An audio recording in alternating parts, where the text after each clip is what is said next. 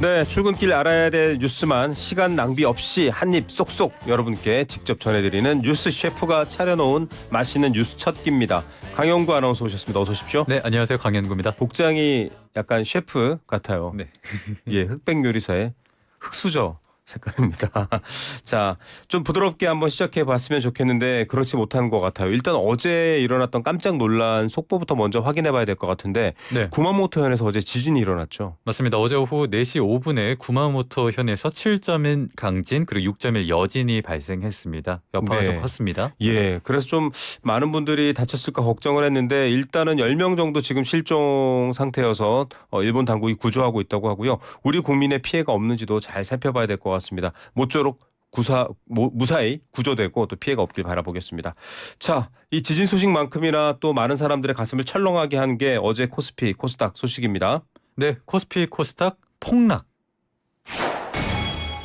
앞서 오프닝에서도 말했는데요. 이렇게 주식시장이나 자본시장이 크게 위기가 왔을 때 검정색을 많이 써요.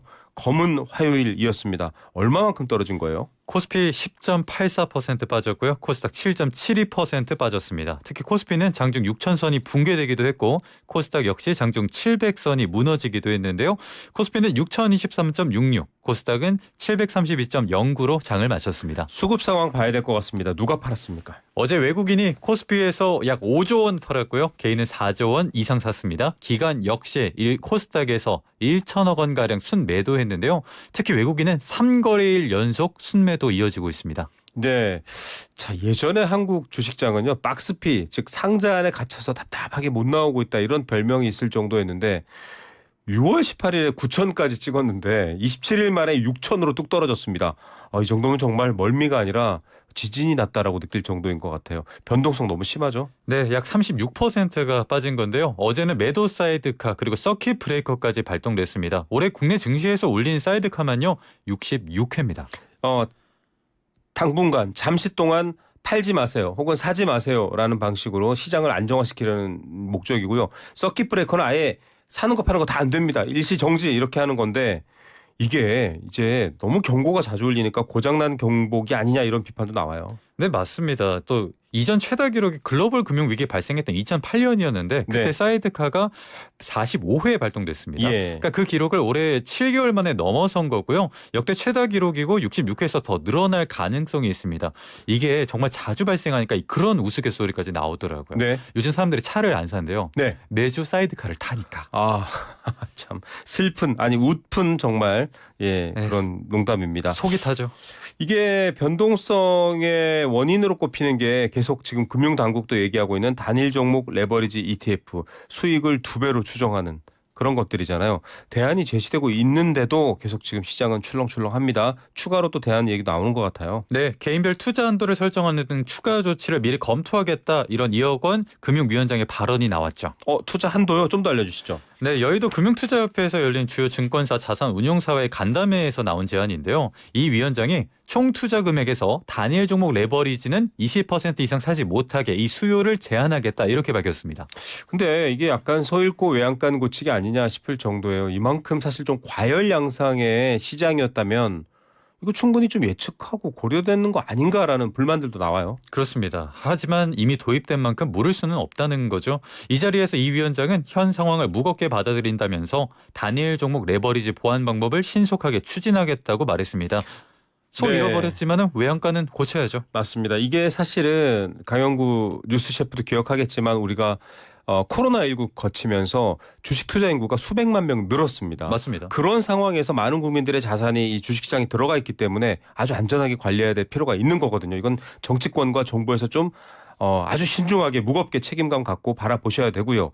그래서일까요? 지금 증권거래소에 면제해주는 법안이 발의됐는데 이게 무슨 소리예요? 네, 국민의힘 안철수 의원이 발의한 법안인데요. 조세특례제한법 일부 개정 법률안입니다. 네. 주식을 팔 때 수익이 발생하지 않았다면 증권거래소를 면제해주자 이게 법안의 핵심이죠. 아니 소득이 생기면 당연히 세금 내야지 이렇게 생각하고 있었는데 네. 손해본 경우에는 세금 내지 말라 이 말이네요. 네, 현행법에 따르면 투자자가 주식을 팔면 수익을 받든 손실을 받든 어찌됐든 거래 대금을 기준으로 증권 거래세가 부과가 됐는데 그렇죠. 모든 거래에는 부과되는 세금이죠. 그렇죠. 그런데 이 의원은 법안은 주식을 손해보고 팔았다면 증권 거래세를 면제해주자 이겁니다. 안철수 의원의 이 의견은 좀 환영받을 것 같기도 하지만 통과가 될지는 의구심이 드네요. 네, 넘어야 할 사안이 많은데요. 투자자의 실제 손익을 어떻게 산정하냐, 복수 계좌를 이용한 거래 혹은 분할 매수와 매도 사례는 어떻게 판단할 거냐, 또 면세로 인한 세수 감소 문제는 어떻게 해결할 거냐, 여러 가지 많은 쟁점들이 토론을 통해서 좀 지나가야 될 것 같습니다. 예, 오히려 일본은 반면교사 삼아 이걸 좀 바꾼다 혹은 고려한다라고 하니까 좀 우리는 속상하기도 합니다. 다음 소식입니다. 보안 수사권 폐지. 지금 여당 전당대회 뜨거운 감자기도 하고 야권과도 격돌하고 있는 상황인데요. 어제 논의가 진행됐죠? 네, 어제 회의 시작부터 쉽지 않았습니다. 네. 여당인 더불어민주당이 일방적으로 논의 순서를 바꿨다라는 주장으로 야당 국민의힘 의원들이 다 자리에서 일어난 건데요. 네. 어제 법사위 소위원회에선 형사소송법 그리고 선관위 특검법을 함께 논의하기로 했는데 네. 특검법 먼저 논의하고 형사소송법 논의하기로 약속을 했지만 일방적으로 민주당이 형사소송법부터 논의하자고 했다는 거죠. 예. 자, 특검법에 대한 합의는 사실은 이루어진 것 같고 형사소송법이 쟁점이었죠. 그렇습니다. 민주당은 역사적 과제인 검찰개혁을 완성하기 위해선 검찰의 보안수사권은 폐지돼야 한다 이런 입장입니다. 예. 민주당은 형사소송법 개정안을 내일 열리는 본회의에서 처리하겠다 이렇게 못 박았고 어제 민주당 주도로 보안수사권 폐지하는 형사소송법 개정안 최종안이 소위원회를 통과했습니다. 자, 소위를 통과하고 이제 본회의에 올라오게 되면 어쨌든 필리버스터로 맞게 되나요? 맞습니다. 국민의힘은 검찰의 보안수사권을 폐지해서는 안 된다는 입장이죠. 형사소송법 개정안이 본회의 올라오면 무제한 토론 필리버스터로 입법 저지에 나서겠다 이렇게 밝혔습니다. 자, 힘을 보여주시고 역량을 보여주시는 것도 좋은데요. 정치인들에게 기대하는 거 뭔가 합의하고 토론하고 새로운 대안을 도출해내는 모습 국민들이 기다리고 있기도 하거든요. 저희도 지켜보겠고요. 관련 소식은 잠시 후 이어지는 장성철의 뉴스 명당에서 또 여야 정치인들 패널들과 함께 자세히 풀어드리겠습니다. 이 남성 제보하면 1억. 이 살해 사건 용의자 CCTV가 공개됐어요. 네, 먼저 사건부터 짚어드릴게요. 사건은 6월 10일에 발생했습니다. 0시 22분 용의자 남성 A씨가 통영시의 한 주택에 침입했고요. 6시 34분 그 주택에서 피해자 여성 B씨가 숨진 채 발견됐습니다. 아이고, 안타깝네요. A씨가 유력한 용의자죠. 자, 이 남성 어떤 모습인지 좀 라디오로 듣는 분들에게도 알려드려야 발견하면 좀 신고할 수 있을 것 같아요. 네, 건장한 체격의 젊은 남성으로 추정이 되고요. 모자와 복면으로 얼굴을 가렸습니다. 이후 2시 15분쯤에 왼손에는 흉기와 피해자의 손가방 그리고 오른손엔 응급신고 장비를 든 채 현장을 빠져나가는 모습이 포착되기도 했죠. 네. 자, 이 죄를 저지르면 반드시 처벌받는다라는 거는요. 여러분들 아무리 늦어져도 우리가 흔히 아는 그 연쇄 살인 사건도 다 범인을 잡아냈잖아요. 그럼요. 미제 사건도 결국 밝혀지게 됩니다. 어쨌든 신원을 특정하기가 어렵네요. 지금 설명하신 모습으로는. 네, 얼굴 대부분 가리고 있었고요. 심야마을 CCTV에서도 행적을 확인할 만한 단서가 없었습니다. 경남경찰서는 이 사건과 관련한 결정적 제보자에게 신고 포상금 최대 1억을 지급하겠다 이렇게 밝혔습니다. 예, 통영에서 일어난 사건이고요. 살인 사건입니다. 용의자는 건장한 체격의 젊은 남성으로 추정되고 있습니다. 모자 복면으로 얼굴 가렸지만 흉기, 피해자의 손가방, 응급신고 장비 든 채 현장을 빠져나가는 모습이 포착됐는데 관련해서 목격을 하셨거나 이 범인의 내용을 알고 있는 분들, 이 범인이 누구인지 특정할 수 있는 분들은 즉각 경찰에 협조해 주셨으면 좋겠습니다. 자, 이거는 사실 커뮤니티에서는 조금 부정적인 의미로도 쓰여요. 영포티. 네, 40대인데 굉장히 젊어 보이게 살려고 한다. 저도 늘 경계하고 있습니다. 멸칭처럼 사용되고 있죠. 네, 그런데도 실제로 봤더니 약간 나이가 더 들었네요, 한국은. 그렇습니다. 고령화 관련 문제인데 네. 제가 질문 하나 드릴게요. 네. 대한민국 국민을 모두 나이 순으로 줄을 딱 세웠을 때 네. 정확하게 중앙에 있는 사람, 그 나이 사람의 연령, 즉 중위 연령은 몇 살일까요? 우리 나이로 50세, 그다음에 만 나이로 49세라고 전 주장하고 싶습니다. 조금 많이 가셨는데 아. 47세였습니다. 네, 제 나이가 중간이었으면 해서. 그렇군요. 2025년 인구주택 총조사에 따르면 네. 2025년 한국의 중위 연령은 46.8세로 나타났습니다. 우리나라 중간 나이가 46.8세네요. 네, 10년 전보다 5.7세 더 많아졌는데요. 네. 15년 전엔 30대였어요. 38.2세. 점점 중위값이 올라가고 있죠. 이게 인도라든지 다른 막 성장 국가들 보면 전 국민 평균 연령이 막 30대 중반 초반이래요. 물론 여러 가지 보건의 이유도 있겠지만 경제 활력과도 되게 중요한 문제가 연결되어 있습니다. 유소년 인구도 많이 줄었기 때문에 이런 거겠죠. 네, 유소년 인구의 비율이 겨우 10.1%입니다. 네. 0세부터 14세가 10명 중에 단 1명밖에 없다는 건데요. 예. 이것도 10년 전 조사보다 3.8%포인트 감소한 겁니다. 근데 자연적으로 나이가 들어가니까 고령 인구는 늘 거 아니에요. 네, 65세 고령 인구는 20.7%의 비율을 보였습니다. 10년 전 조사 때보다 7.5%포인트 증가한 수치고요.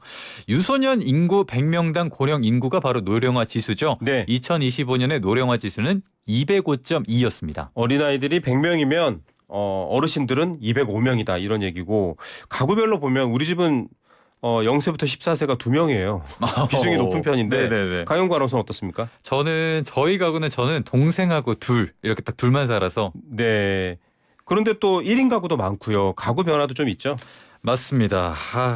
제 경우에는 형제가 있고 가장 일반적인 형태는 부부가 아닐까 싶은데 아이가 아직 없는. 네, 1인 가구는 전체에서 36.6%를 차지했습니다. 1인 고령 가구도 있고요. 여러 가지로 신경 쓸 게 많습니다. 마지막으로 이 가족 구성의 변화는 결국 결혼해서 이루어지는 가정. 아직 우리나라에서는 그게 제일 많죠. 네, 맞습니다. 혼인율은 어떻습니까? 혼인율과 또 출생률이 직결되니까요. 30대 절반 이상 미혼자입니다. 네. 54.7%. 40대는 미혼율이 21.9%고요. 20대 이하 미혼율은 96%로 나타났습니다. 네. 그러니까 저희 부모님께서 27살 때 결혼하셔서 28살 때 저를 낳으셨는데 네. 제가 지금 28살이거든요. 그 나이가 됐군요. 그때 당시에는 결혼을 되게 늦게 했다라고 들으셨대요. 근데 네. 제가 생각하기에 27살 때 결혼하면 빠르다고 느껴지는데요. 굉장히 빠른 거거든요. 예. 시대가 참 빨리 변했다. 예. 많이 변했다. 이런 걸 좀 느낄 수 있는 맥락인 것 같습니다. 그보다 더 수십 년 전에 저희 부모님은 이 나이보다도 조금 더 늦게 결혼했습니다. 네. 나이가 정해져 있다기보다 적령기라는 말보다는요. 본인들이 서로 사랑하면 결혼해서 또 가정을 꾸려보는 것도 좋은 모습이고요. 또 아닌 선택도 저는 존중해야 된다고 그럼요. 생각합니다. 자, 오늘도 한 입에 쏙쏙 들어오는 모든 뉴스들 잘 전해주셨네요. 뉴스 셰프 강영구 아나운서였습니다. 고맙습니다.